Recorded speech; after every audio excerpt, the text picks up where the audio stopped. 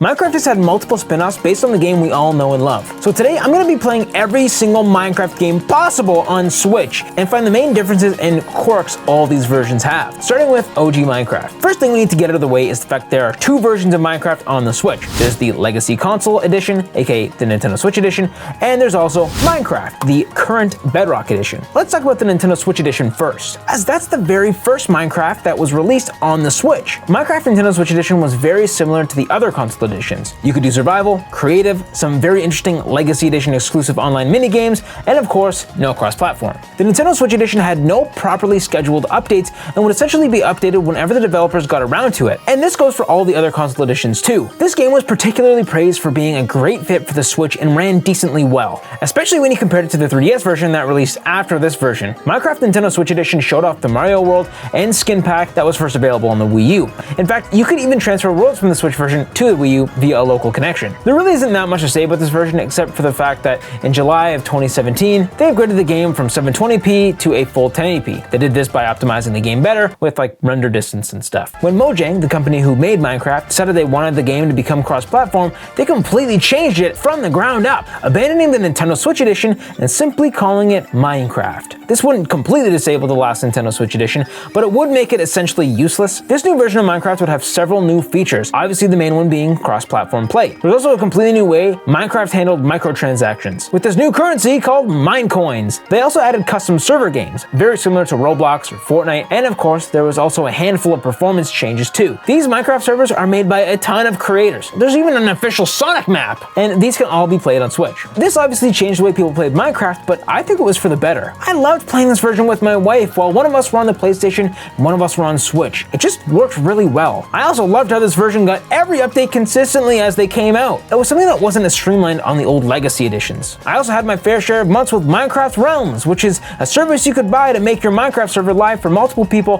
while the host isn't online. Then of course I forgot to cancel it and then they charged me tons of monies. There was a lot they changed about this game, but I've been seeing some constant backlash in the comments from my last video about the current Minecraft version's performance. And yeah, it doesn't perform well. Mainly when you're zooming through the sky or in a really crazy circumstance like this massive villager apartment or a wild farm with hundreds of animals. It's only in really understandable moments the Switch version can chug, but in a sense, that can make you not want to be adventurous like Minecraft intended. Obviously, I think the biggest reason anyone would want this version is the fact you can play this game cross-platform and in handheld. And that's awesome, except there's one version that makes this handheld version seem kind of laughable, and it's this, your phone. Everyone has a phone, unless you're an infant. And even if you are an infant, who knows? Infants could have a phone. You're probably born with a phone. Chances are you have a phone, and most likely your phone is more capable at running Minecraft better than the Switch. I have an iPhone 14 and can render double the render distance at 17 chunks as opposed to the Switch's 8 chunks, and it can do it smoother. The biggest benefit of the Switch is that it actually has controllers and a better display with the OLED model, but even then you can connect controllers wirelessly or get a backbone or something,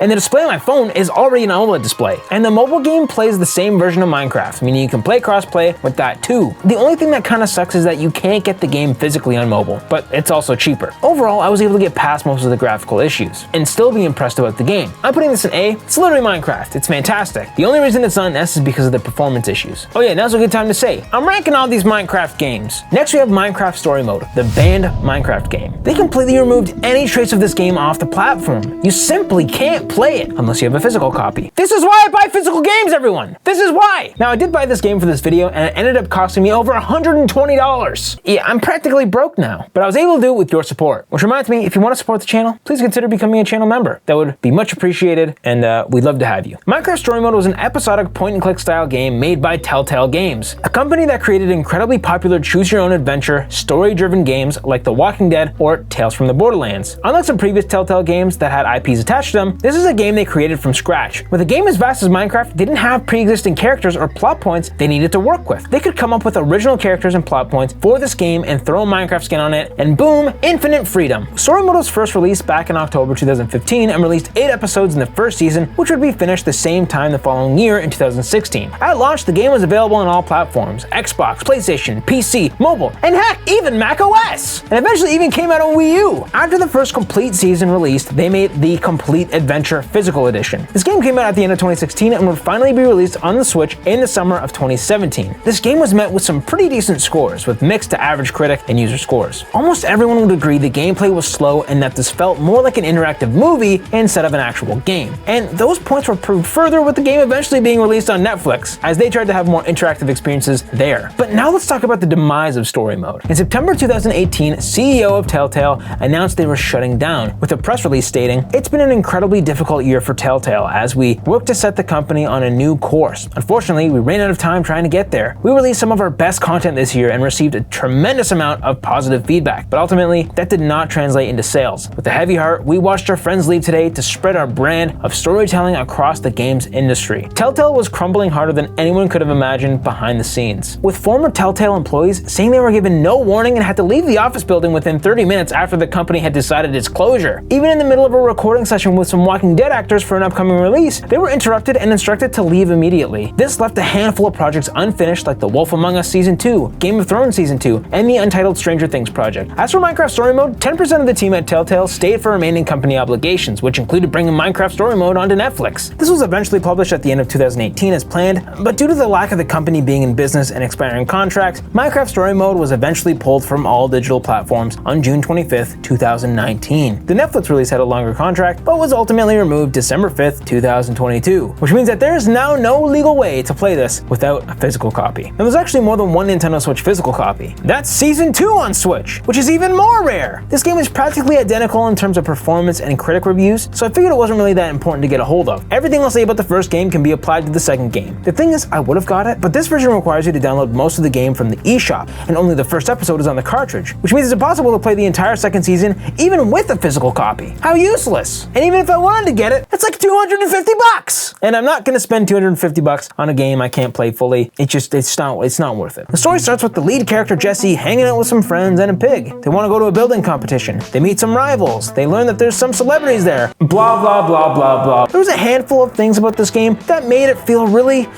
weird. First of all, it's important to remember that the story is the most crucial part of the game. It's called Minecraft Story Mode after all, but I find that as the game moves on, there's a bunch of questionable additions that don't make any sense. Let me explain. Like, why am I doing push-ups for no reason on the way to this building expo? Or why does my pig that trusts me run so far away that I have to go find him? Or why does this bodyguard hate these chickens? Why is he a bodyguard if he hates chickens? Or like this part where the protagonist randomly starts helping this girl deliver a wither skull. It's just kind of weird how things just sort of happen. It almost seems forced. Of course, this is me being a 21-year-old that's being super critical about a game made for kids, so I know I'm being a little tough. On top of the mediocre motives for most of the plot points, I also really didn't like some of the voice acting, especially this guy with the disgusting unibrow. He sounds so monotone that he actually sounds like he has auto-tune on his voice. Also, it's in 2 parts, each part more exciting than the last. To be honest, most of these voice clips sound extremely sluggish and boring. You can just tell these voice actors are bored out of their minds, which is surprising because there's a lot of big names coming through these faces. But again, like I said,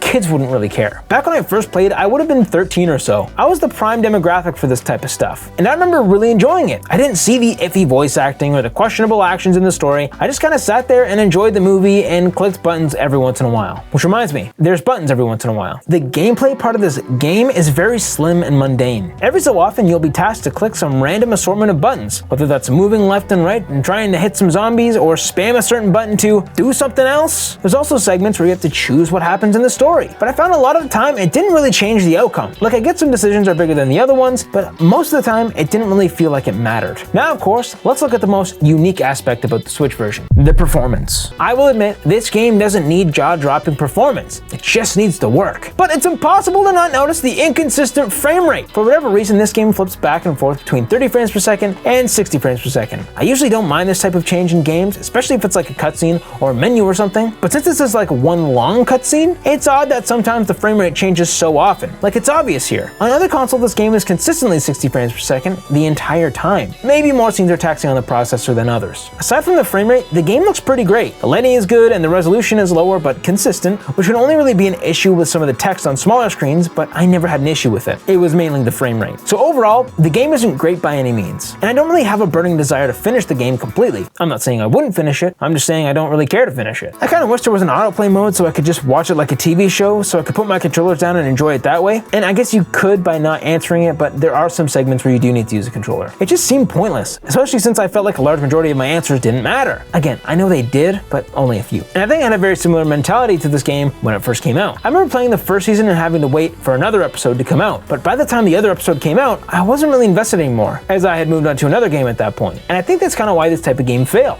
and ultimately bankrupted the company. I just don't think games are meant to be played as TV shows in episodic parts. That's not how I personally play a game. Give me a full 12 hours of gameplay all at once, not 2 hours every month. It's similar to how Nintendo has been doing these sports games. I don't want to wait for the free DLC, I just want it all at once, because by the time the DLC comes out, I've already moved on, and I don't really care anymore. I get that it's different, but I feel like story mode would have made a much larger and profitable impact if they had just released all the episodes at the same time as opposed to doing these spaced releases. And I didn't even realize the second season came out until I was doing research for this video, so I gotta put this game in C. It was a good game with very questionable story elements, but very little to come back to. Next we have Minecraft Dungeons. This is the first Minecraft spin-off that wasn't Minecraft story mode, and actually had some gameplay depth. Unlike the classic open world mining simulator most of us were used to, this game showed us a brand new dungeon crawler with a Minecraft skin. This game looked extremely promising. When the game was first announced, it was supposed to be released in 2019, but it was later pushed back due to some development issues and, of course, the virus. I remember many people weren't sure if this would be released on Switch or not, but it was released on day one. Minecraft Dungeons is a dungeon crawler where you go through these long levels, defeat enemies and bosses, enchant items, and build your arsenal of weapons and special abilities, all while having local split screen and online play. This was my first shot at a dungeon crawler, as it's not my favorite style of game, but I actually had a lot of fun with this one back in the day. I don't recall beating it though. I remember the game had some outstanding performance issues when I first played it that I just couldn't get over, especially in 2-player local split screen. It was honestly pretty bad. But let's jump back into it today in 2024 and see what we think. After playing for a while, I learned that this is quite fun. It's a very unique style of game. I love the Minecraft models and how fluent and interesting they look. I think having them like this really shows their fun styles, especially some of these bosses. This game feels super quirky and I feel works really well in a Minecraft style. The characters don't look as exaggerated in this one like we saw in story mode. Like in this, they actually look like Minecraft characters, but more lifelike. Like some eye animations and fighting animations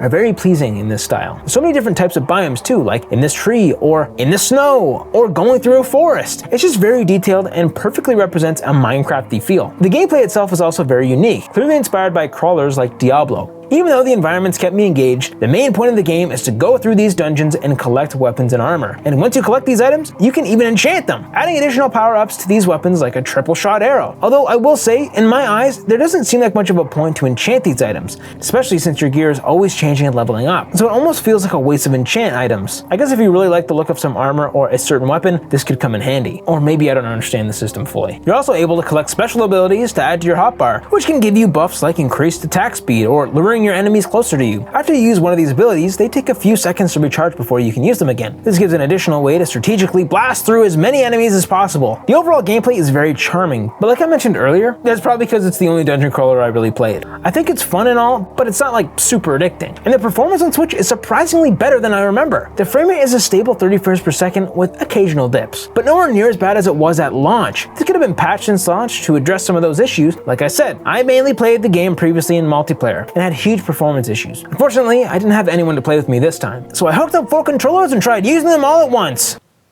It didn't work well, but the performance was nowhere near as bad as I expected. People have said most of these performance issues have been patched, and that's great. The only big performance issue I faced was when these gems were all glitched out and a ton of them were swarming around my character like wild bees. And that, plus a boss fight, made the system cry a bit. Quickly touching on split screen, I think it's awesome how these games can even support 4-player local split screen. These types of games thrive on Switch, especially when you consider the split Joy-Cons, which are supported. So very good, love it. The game also looks incredible on Switch. The resolution looks sharp, the lighting looks phenomenal, and it looks vibrant and colorful, especially when a firework goes off. It obviously looks better on current gen consoles, but for a Switch game, this is more than exceptional and a fantastic handheld version. The game also released twice physically, with 2 DLC expansions. They supported this game for quite some time after release. There's a Hero Edition, which only has the first batch of DLC, and the Ultimate Edition, which has all the DLC. Some DLC includes skins and other cosmetics, such as baby animals that follow you around, baby chickens and baby wolves, but as of 2023, the game has stopped updating and the team has moved on to new projects. projects, which is fine, they're moving on. Overall, the game was a fresh take and a good stab at a spin-off game. While the overall gameplay and ideas are all there to make a great game, it potentially lacks the same type of depth a lot of fans wanted from a dungeon crawler, which is why this game is considered to be kinda dead now. For me, I'm putting this in B. This is a really safe and decent dungeon crawler. Next is Minecraft Legends. Now, I've seen tons of people calling this a dead game, and yeah, it is. There's so many people saying this was dead on arrival or the game just straight up sucked, and I get it. In fact, back when I did my review on this game, I pretty much just stopped playing it after the video. I thought it was fine, but nothing really pulled me back. But hey, after 9 months, let's see what they've done to keep the players playing. Well, nothing anymore. They've stopped updating the game after just 9 short months. When I finally jumped back on, there was a few new things I noticed. A new adventure style mode thing, I think, some free skins, and you gotta love the heck ton of previous updates they're showing you. And even some new enemies and rideable frogs? Nice! But oh, you need to start a whole new campaign. You will literally have to start the game over to play these new update features. I don't know about you, but I'm not starting a whole new campaign just to ride on a frog. I don't really understand why they couldn't just add that to my existing campaign. Anyways, getting back in and I instantly remember the underwhelming gameplay loop. Pretty much all you do is run around the map, collect materials with these fairy things, build mini bases for villagers, build spawn points for your minions, destroy piglin bases, and that's it. The gameplay loop is just kind of repetitive and boring, really. It's kind of like Pikmin, but here the Pikmin are harder to control and are pointless. This is simply Pikmin on Wish. And the most boring part is when you're actually in the game, you're pretty much just swinging your dinky sword over and over and over again. Now I have to give it some credit here, it's not that bad. It did capture my attention for many hours, and it was kind of fun, but this is not memorable at all. Even if it was a blast, the controls are less than stellar. There's just some odd ways you have to move the cursor on the map, like when I'm using the ice slingshot thing. For some reason I have to shoot with the A button and look around with the right stick. That's impossible! Unless I stretch my left thumb to the other side of the controller, this was clearly made for PC, mouse, and keyboard controls. Now you might be thinking, what about the multiplayer mode? What about it? Let's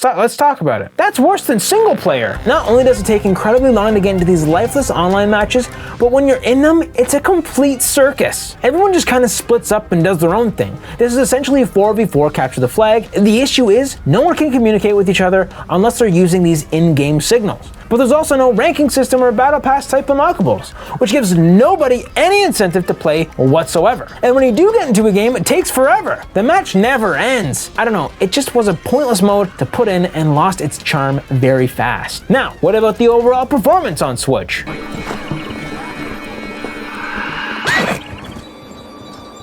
Dang it! The performance is very odd. The game tries to target 60 frames per second for some reason, when it clearly struggles whenever you move the camera. And especially when you try to call your minions somewhere, the frame rate takes a massive dip. When I spam the back buttons, the Switch literally breaks. What's odd is sometimes it's suspiciously smooth, like with a bunch of these piglins. This is almost a smooth 60 frames per second, but when I'm running to another portion of the map, it just kind of freaks out. The overall performance was not optimized for Switch. There are some clear downgrades like the render distance or the foliage being decreased, but that clearly wasn't enough. I think it looks so much worse than it actually is because it's trying to hit 60 frames per second. If they just locked it at 30 frames per second, it would have seemed a lot smoother because it's not as jittery. Also, the menus are so slow. It takes forever just to do anything, especially on the store. It's not unplayable, but it's just wild they left the game to be this bugged out on one of the most popular consoles. Needless to say, it's clear why this game flopped. And you can definitely see all the flaws very clearly on Switch. The game lost roughly 90% of players in a matter of months on Steam,